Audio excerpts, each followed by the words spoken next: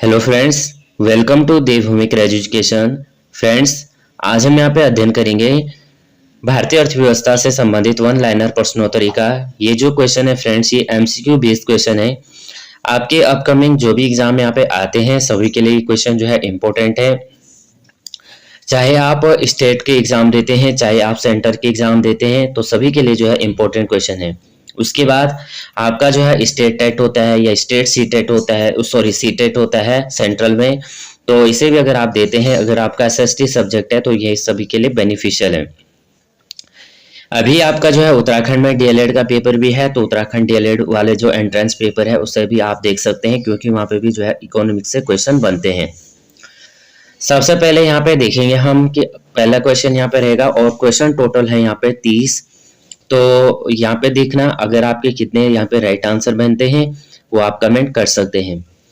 पहला क्वेश्चन है फ्रेंड्स यहाँ पे कि अर्थशास्त्र शब्द किस भाषा से लिया गया है। तो अर्थशास्त्र शब्द क्या फ्रांसीसी से लिया गया, या यूनानी से लिया गया, या जर्मन से, या अंग्रेजी से। तो राइट आंसर हो जाएगा फ्रेंड्स ऑप्शन नंबर सी हो जाएगा, जर्मन भाषा से। अर्थशास्त्र शब्द जो है जर्मन भाषा से लिया गया शब्द है। आधुनिक अर्थशास्त्र का जनक किसे माना जाता है। आधुनिक अर्थशास्त्र का जनक किसे माना जाता है, ये माना जाता है फ्रेंड्स एडम स्मिथ को। एडम स्मिथ को आधुनिक अर्थशास्त्र का जनक माना जाता है। वेल्थ ऑफ नेशंस पुस्तक के लेखक कौन है। वेल्थ ऑफ नेशंस पुस्तक के लेखक कौन है, तो ये है एडम स्मिथ। नेक्स्ट क्वेश्चन है, निम्नलिखित में से कौन सी अर्थव्यवस्था बाजारोन्मुखी अर्थव्यवस्था है। कौन सी अर्थव्यवस्था इनमें से ऐसी है जो बाजारोन्मुखी है। तो क्वेश्चन नंबर 4 का राइट आंसर हो जाएगा फ्रेंड्स ऑप्शन नंबर सी, पूंजीवादी। कौन सी अर्थव्यवस्था जो है बाजारोन्मुखी है, बाजारोन्मुखी ये अर्थव्यवस्था है फ्रेंड्स पूंजीवादी। अगला देखेंगे, भारत ने समाज का समाजवादी रूप लाने के लिए डैश को अपनी आर्थिक प्रणाली के रूप में अपनाया है। तो क्वेश्चन नंबर 5 का यहाँ पे राइट आंसर हो जाएगा बी हो जाएगा फ्रेंड्स।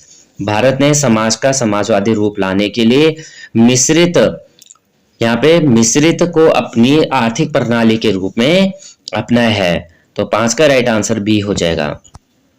अगला देखते हैं, भारत में किस तरह की अर्थव्यवस्था है। भारत में किस तरह की अर्थव्यवस्था है, यह है मिश्रित अर्थव्यवस्था।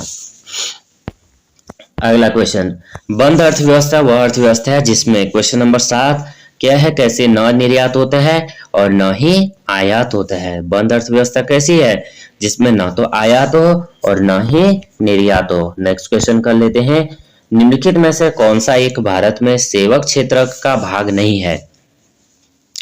तो सेवक क्षेत्र का भाग नहीं है, ये नहीं है निर्माण नहीं है, बाकी परिवहन, होटल और रेस्तरां या बीमा, इन सभी से जो है ये सेवा क्षेत्र का एक भाग है, लेकिन निर्माण जो है भाग नहीं है। विनिर्माण क्षेत्र में किसे शामिल नहीं किया जाता है। क्वेश्चन नंबर 9, तो विनिर्माण क्षेत्र में किसे शामिल नहीं किया जाता है, ये नहीं किया जाता है निर्माण उद्योग को, बाकी बड़े उद्योग, सूक्ष्म उद्योग और लघु उद्योग शामिल है। निम्नलिखित में से कौन सा तृतीय क्षेत्र का हिस्सा है। तो क्वेश्चन नंबर 10 यहाँ पे हो जाएगा, बिजली और परिवहन तृतीय क्षेत्र के हिस्से हैं। अर्थव्यवस्था के निम्नलिखित में से किन क्षेत्रों के साथ कृषि तथा सेवाओं के क्रियाकलाप संबंध है।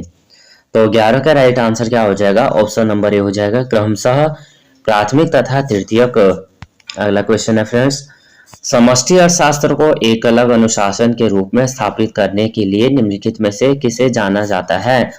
आपको पता है कि जो अर्थशास्त्र है वो 2 भागों में बटी हुई है, व्यष्टि अर्थशास्त्र और समष्टि अर्थशास्त्र।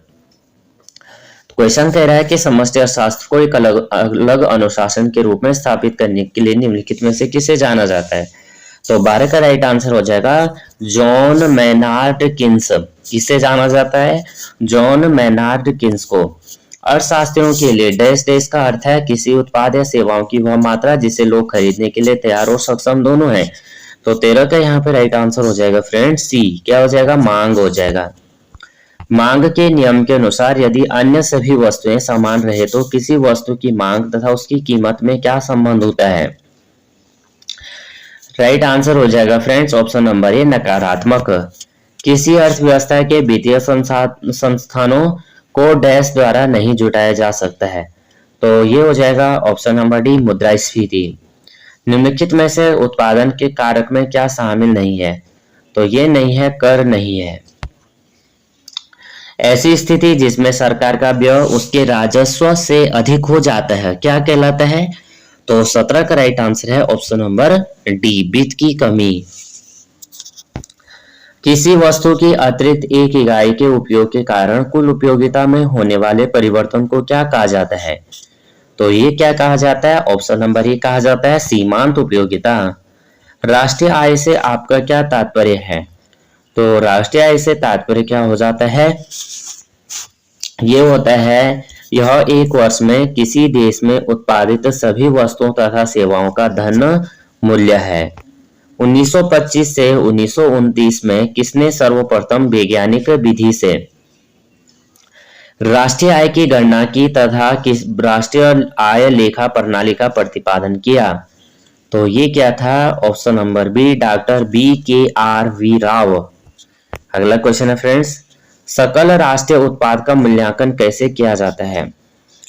तो ये किया जाता है friends NNP GNP NNP equal to क्या है? GNP माइनस मूल्यह्रास।